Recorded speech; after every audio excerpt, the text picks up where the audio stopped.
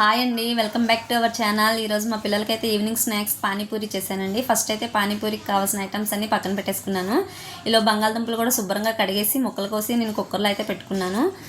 ఇంకా రసానికి కూడా ప్రిపేర్ చేసుకుంటున్నానండి. ఫస్ట్ అయితే ఒక పచ్చిమిరకాయ, చిన్న అల్లం ముక్క, కొంచెం కొత్తిమీర, కొంచెం పుదీనా వేసి మనం గ్రైండ్ చేసి పక్కన పెట్టేసుకోవాలి.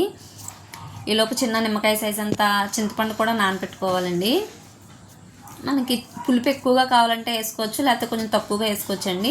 మన స్వీట్నెస్ కావాలంటే కొంచెం పంచదార కూడా వేసుకుంటే స్వీట్నెస్ వస్తుంది. నేను ఉల్లిపాయలు, కొత్తిమీర కూడా కట్ చేసి పక్కన పెట్టేసుకున్నాను. మనం గ్రైండ్ చేసి పెట్టుకున్న దాన్ని వడపోసేసుకుని అందులోనే నిమ్మకాయ, చింతపండు రసం కూడా వేసేసుకోవడమే. ఉప్పు కూడా వేసి మనం టేస్ట్ తగ్గ ఉప్పు కూడా వేసేసుకోవాలి. ఇలా బంగాళదుంపలు కూడా ఉడికిపోయినాయి కదండి, దాంట్లో శుభ్రంగా తొక్క తీసేసి నేను స్పూన్తో మెత్తగా చేసేసుకున్నాను.